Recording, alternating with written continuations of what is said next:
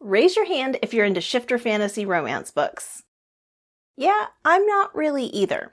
But when your book clubbers pick one to read for your book club and discussion, well, that's what you end up reading. The things you do for the love of your book dragon friends. But when one of those naughty little readers decides to have a baby, well, there's only one thing you can do. Make a gargoyle plushie to commemorate that little bundle of joy.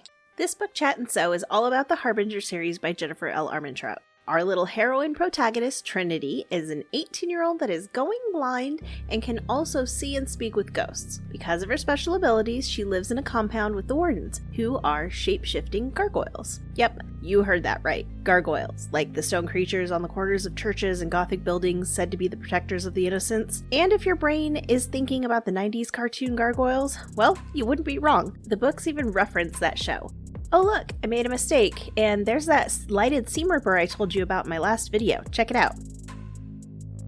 The wardens take on both human and stone forms as needed and are known for their strength, agility, and their fierce loyalty. In walks what will clearly be Trinity's love interest, Zane. He is full of his own secrets and special abilities, and of course, very full of himself. Being totally honest, Zane is the typical big scary, mean at first guy that some women swoon over in these types of books. I did appreciate the witty banter back and forth because it sort of makes fun of the trope all around, which led me to think that maybe JLA was dared to write this book to begin with. Anywho, in order to protect Trinity from the unknown threats to her life, Zane becomes her guardian and they head to the city to find out more about her past. Zane lives in this monochromatic condo, blah, whatever. You know what I mean. Anyway, he lives in DC, and this is where we actually get to meet Roth and Layla, who are characters from the first series in this world, the Dark Element series. So yeah, this story is totally a spinoff if you need more gargoyles in your life. Now we let the sexual tension between Zane and Trinity build so that when attacks happen, you can be disappointed there was no steamy action. The entire series is this way. Tension, attack, almost dying, or having a soul stolen away. It's a bit repetitive, and well, you've gotta be in this for the shifter romance, to be honest. As we wrap things up, I typically let you know what I rated each book and why, but it's been a hot minute since I read this series, so I'm going to read you my first reaction reviews from Goodreads, because I feel like they speak for themselves. Here we go.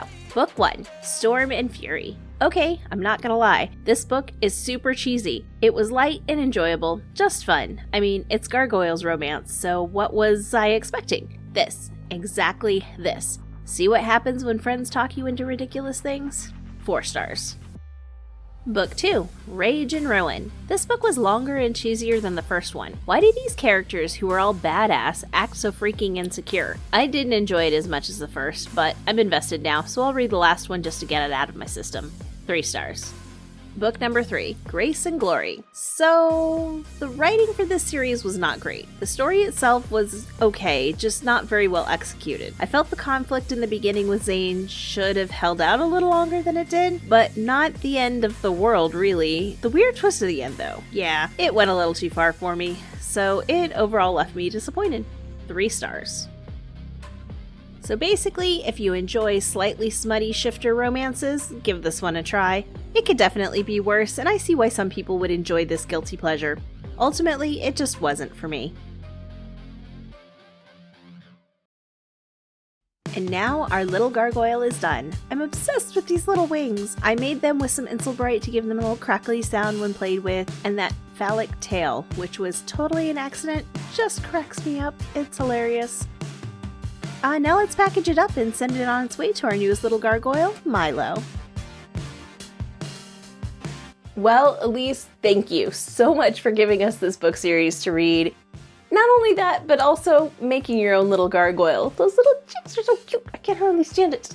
Now, if you would like to join us and make some book recommendations of your own, the link to the Facebook group for our book chat is right in the video description. Stop on there. Join us, it's a great time, we have a lot of fun. Until then, keep it rolling and go watch some more of my Book Chat and Sew episodes. They'll be right over here for you. A bientôt!